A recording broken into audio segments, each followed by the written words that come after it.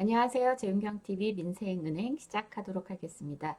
이번 시간부터는 조금 더 구체적으로 신용회복위원회에서 운영하는 채무조정 프로그램에 대해서 설명을 드릴까 합니다. 물론 채무조정 프로그램은 신용회복위원회에서 운영하는 프로그램도 있고요. 법원에서 운영하는 개인파산과 개인회생 프로그램도 있습니다. 그리고 금융복지상담센터나 주빌리은행 통하면 채권자가 추심을 하는 과정에서 불법 추심을 할 경우 채권 추심 중단을 요구하고 이후에 채무 협상도 가능하다는 점 지난 시간에 몇 가지 사례를 통해서 말씀드렸는데요. 하나하나 차근차근히 이런 채무조정 프로그램들에 대해서 설명을 드릴 건데 오늘은 그 중에서도 신용회복위원회 프로그램 중에서 몇 개만 먼저 소개를 사례를 통해서 알려드릴까 합니다. 제가 한꺼번에 많은 정보를 드리느라 방송을 좀 길게 했더니 많은 분들이 방송을 보는 게 유용하기는 하나 너무 힘들다 이런 말씀을 많이 해주셔갖고요. 좀 끊어가지고 정보를 짧게 방송을 만들어서 정보를 좀 활용하시기 좋게 그렇게 이번 시간부터는 짧게 하도록 하겠습니다. 먼저 신용회복 프로그램 어떻게 이용하면 좋은지 먼저 신용회복 프로그램이 뭔지부터 말씀을 좀 드릴게요. 그러니까 빚을 갚지 못해서 연체하게 되면은 채권자 입장에서도 사실은 답답한 겁니다. 어떻게든 이 채무자가 다시 상환을 정상적으로 할 수 있도록 지원하는 것이 길게 보면은 채권자 입장, 은행 입장, 금융회사들, 카드사들 입장, 뭐 대부업체도 마찬가지입니다. 길게 보면은 채무자가 정상적으로 상환할 수 있게 되는 것이 가장 좋은 얘기죠. 그래서 그리고 또 이제 막 이 신용회복 프로그램이 만들어진 계기가 한꺼번에 너무 많은 연체자들이 발생했던 적이 있었습니다. 그때 카드 사태 한 번 있었고요. 그리고 2008년 금융위기 이후에 채무 불이행 하시는 분들이 한꺼번에 그냥 사회적으로 쏟아져 갖고 사회적으로 문제가 많이 되고 지탄을 받게 되니까 그래서 채권단들이 그래도 이런 연체를 하시는 분들이 한꺼번에 다 채무 불이행 상태가 돼버리면 금융회사 입장에서도 부실채권이 늘어나니까 지난 시간에 부실채권이 늘어나게 되면은 금융감독당국으로부터 페널티를 받게 된다 이렇게 말씀드렸죠. 또 한 가지 문제가 있죠. 부실채권이 늘어나게 되면은 그 은행 그 금융회사가 부실채권이 늘어나서 불안하대더라 하면서 뱅크런 사태가 벌어져서 은행이 급격하게 무너질 수도 있다 이런 말씀도 드렸습니다. 그래서 은행 입장에서도 이렇게 한꺼번에 많은 채무자들이 연체 상태에 내몰리게 되는 것을 조금 극복하기 위해서 조금 지원하는 프로그램들을 만들 필요가 있다. 그래서 카드 사태 이후에 만들어진 제도인데요. 신용회복위원회라는 걸 만들었습니다. 얼핏 들으면 정부기관 같지만 처음 출발할 때는요. 신용회복위원회가 정부기관이 아니고요. 사단법인입니다. 주로 금융회사들이 모여서 만든 협약기구로서 그리고 위원회를 구성해서 신용회복위원회를 사단법인으로 출범을 하게 된 겁니다. 이 제도는 결국 신용회복위원회의 채권단들이 협약기구라고 말씀드렸잖아요. 협약으로 참여를 하고 채무자가 만약에 한 5개의 금융회사와 거래를 했는데 뭐 은행 3군데, 카드사 2군데 거래를 했는데 갚지 못하고 연체 상태가 됐다. 그러면 이 채권단들이 협약기구잖아요. 이 채무자의 연체 상태에 대해서 통보를 받고 그리고 나서 이 연체에 대해서 채무 조정을 해줄 것인가라고 5개의 금융회사가 각각 검토를 합니다. 그러면 그 중에서 3군데의 금융회사는 오케이, 우리는 그냥 채무 조정 해주겠어. 그래서 이자는 면제해주고 원금만 장기간에 걸쳐서 나눠 갚는 방식으로 채무 재조정 프로그램 짜는데 동의. 이렇게 3군데가 동의를 하고 2군데가 부동의. 하면은요. 그리고 또 심지어 채무 금액으로 놓고 봤을 때 3군데의 이 채무자가 빌린 돈이 전체 채무 금액의 50%를 넘겼을 경우 이러면 채무 조정 이행이 시작이 되는 겁니다. 그러니까 협약된 채권 금융사들이 채무자의 채무 연체 상황에 대해서 채무 조정 프로그램에 동의하냐 안 하냐 먼저 1차적으로 검토를 하고요. 동의한다. 그러면 최종 모든 금융사들이 동의하면 깔끔하게 시작이 되는 거고 최소한 50%가 넘어가게 되면은 채무조정 프로그램 워크아웃이 시작이 될 수 있는 그런 형태로 위원회를 구성을 해가지고요. 채무조정 프로그램을 운영하게 됐습니다. 근데 처음에는 이제 만들어졌을 때 채권단의 협약 기구다 보니까 사적 채무 조정 프로그램인 거죠. 일종의 협약 기구이다 보니 채권단들은 어떻게든 최대한 채무자로부터 많은 부분을 상환을 받으려고 채무 조정 프로그램에 원금 감면 내용은 전혀 없었습니다. 처음 만들어졌을 때는요.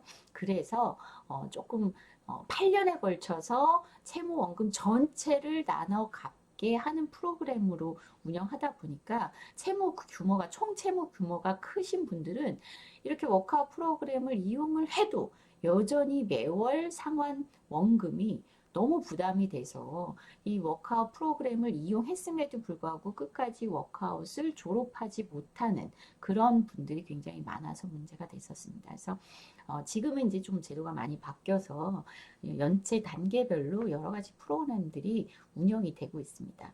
하나하나 이렇게 좀 살펴보시면요.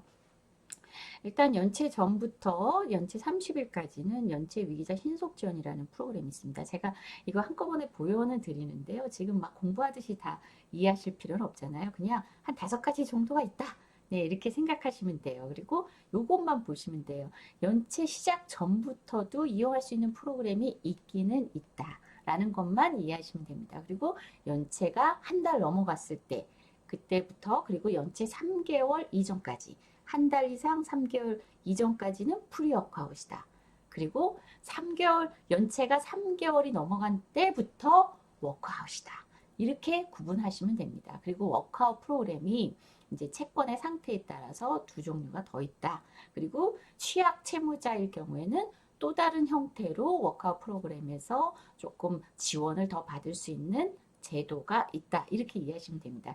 아까도 말씀드렸지만 처음에 이게 그냥 사적 채무 조정 프로그램으로서 기능을 할 때는 바로 이 3번째 개인 워크아웃 연체 30일 이후부터 신청해서 채무조정 프로그램을 적용받을 수 있었던 개인 워크아웃밖에는 없었습니다. 그리고 이 개인 워크아웃 프로그램도 원금 감면이 전혀 없었다. 근데 지금은 원금 감면이 최대 취약계층의 경우는 최대 90%까지 가능하다. 네, 그래서 조금 더 이전에 비해서 많이 좋아졌습니다. 왜 좋아졌는지는 다음에 조금 더 설명을 해드리도록 하고요.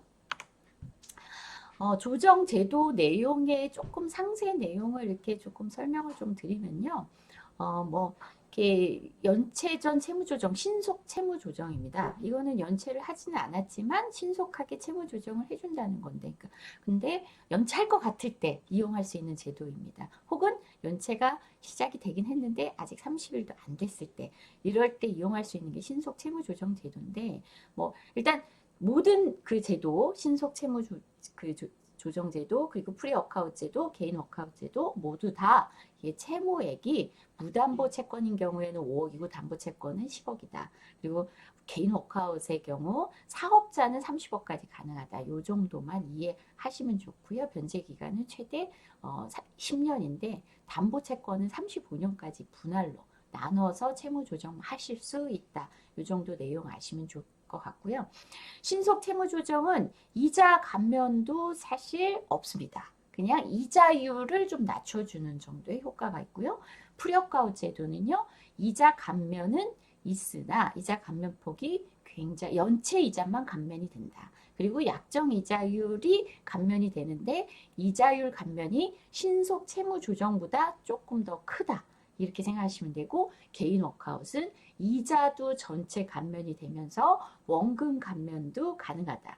이렇게 딱 특징 설명해드리면 감이 오시죠? 네.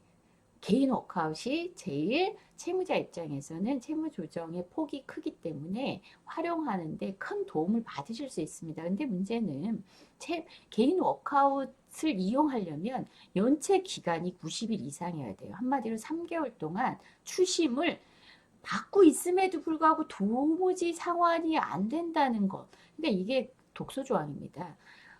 사실 이거는 그만큼 내가 상환 불능을 아주 강도 높은 추심을 견뎌가면서까지 받을 수밖에 없다는 걸 입증하라는 거잖아요. 그런 면에서 굉장히 독소조항인데 이건 앞으로 좀 바뀌어야 될 제도입니다.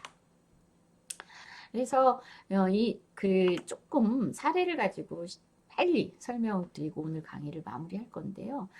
이분은 식당 일을 하시면서 자녀 둘을 양육하고 있는데 둘째 아이가 병원비가 좀 듭니다. 그리고 가게도 이 식당이 매출이 좀 감소해가지고 그래도 월세도 부담스럽고 그래서 심지어 이분은 이 문제를 해결하려고 살고 있는 집을 전세를 주고 식당에서 거주하고 있습니다. 근데 여전히 각 집이 있어요, 이분은. 그래서 담보대출을 갖고 있는 상황이었고 집도 갖고 있으니까 법원의 개인 워크아웃이나 혹은 개인 파산을 이용하기는 조금 어려움이 있습니다. 그래서 신용회복위원회의 프로그램을 이용하실 수 있는데 지금 소득은 400만 원 정도로 본인이 좀 이렇게 정리를 했고요. 그리고 지금은 지출이 400만 원이 넘어갑니다. 그래서 점점 버는 돈보다 쓰는 돈이 많아지고 있는데 월세도 부담해야 되고 생활비를 많이 쓰시는 게 아니에요. 월세가 110만 원이니까 남는 돈이 이렇게 크지 않죠. 근데 이자가 지금 그 매월 이자만 상환 원리금이 다 해서 270만 원인 거예요. 당연히 월세하고 원리금, 상환 원리금 하고 나니까 생활비가 너무 적어서 적자일 수밖에 없죠. 빚이 더 드러날 수밖에 없습니다. 그래서 이 문제를 해결하기 위해서 신용회복 프로그램의 채무조정 내용을 우리가 좀 플랜을 짜드렸는데 만약에 이제 이분은 가급적이면은 추심 독촉 안 받고 바로 채무조정 받고 싶다. 그러면 신속 채무조정 프로그램을 이용을 하셔야 되거든요. 근데 그렇게 했을 경우에는요. 지금 총 원리금이 270만 원인데 신속 채무조정 프로그램으로 하게 되면 금리를 조금 인하시키고 다운되고 그리고 갚는 상환 기간을 10년으로 이렇게 길게 늘려서 조정했을 경우에 원리금이 140만 원으로 줄어들게 됩니다. 반 정도 줄죠. 이것도 괜찮긴 해요. 나쁘진 않은데 문제는 그거죠. 네, 이 140만 원도 사실은 여전히 부담스럽다. 만약에 매출이 더 감소할 경우 이것도 사실은 상환이 불가능한 상황에 내몰릴 수 있다. 그래서 저희가 하나 더 사례를 안내해 드린 게 프리워크아웃입니다. 이분이 만약에 90일까지 연체를 30일까지 연체를 좀 버티실 수 있다면 30일까지만 그러니까 한 달 정도만 추심을 좀 버티실 수 있다면은 그때는 금리를 조금 더 큰 폭으로 인하시켜서 그래서 프리워크아웃으로 적용할 경우에 원리금이 한 104만 원으로 크게 낮춰집니다. 그래서 한 40여만 원이 더 감소하게 되죠. 그래서 이 프로그램으로 이용하실 경우에는 지금 400만 원에서 월세 110만 원 그리고 그 원리금, 상환원리금 100여만 원 해서 남는 돈으로 좀 빠듯하지만 생활이 가능하겠다. 이렇게 말씀하시면서 프리워크아웃 프로그램을 선택하시는 것으로 결정을 했습니다. 이렇게 비교를 해보셔야 됩니다. 이런 비교 상담도 금융복지상담센터, 앱주머니 아니면 주빌리은행에 요청하시면 도움을 드리고 있습니다.